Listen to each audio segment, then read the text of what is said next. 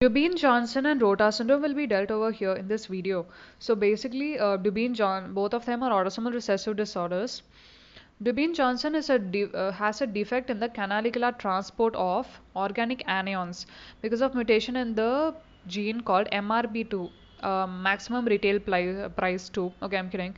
MRP2. Okay. In case of DJ needs money, so MRP2 is going to be screwed up in case of this disease. So there's defect in the canalicular transport of organic anions, not just any anions, specifically organic stuff. Okay, total bilirubin concentration are typically in the range of 2 to 5 mg per deciliter, which is like just needed to cause jaundice.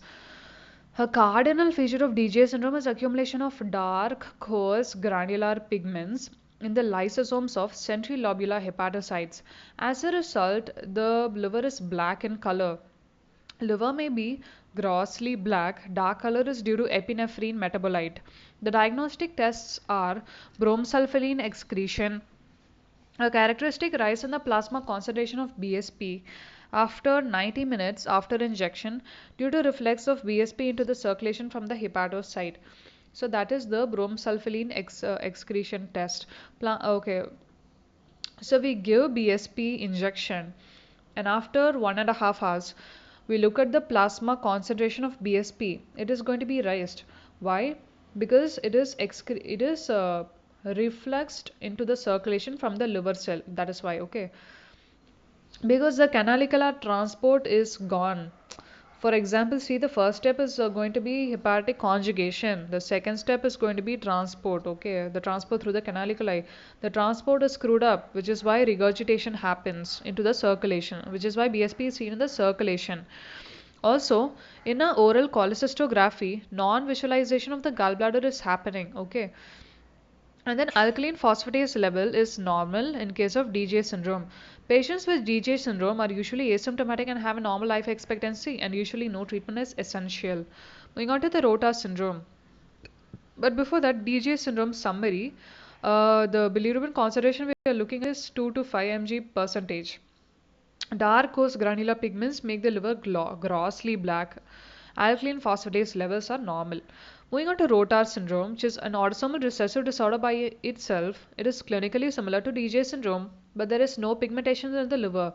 So, like black liver is present in DJ, black liver is not present in Rotar syndrome.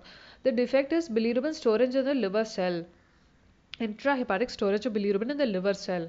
Okay, so it can be differentiated from the DJ syndrome by BSP excretion test. Clearance of BSP from the plasma is delayed in Rotar syndrome, but there is no reflex of conjugated BSP back into the circulation as seen in DJ syndrome. It is delayed.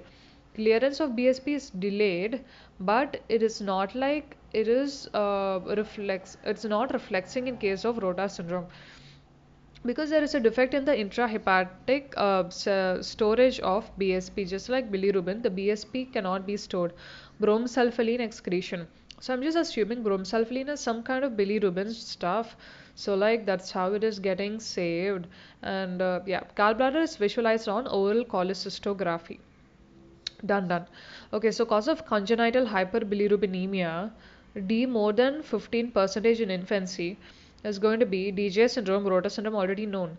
But otherwise, it's going to be neonatal hepatitis and biliary atresia. Okay, remember the two new ones, biliary atresia and neonatal hepatitis. Okay, with this, we are done. Thank you.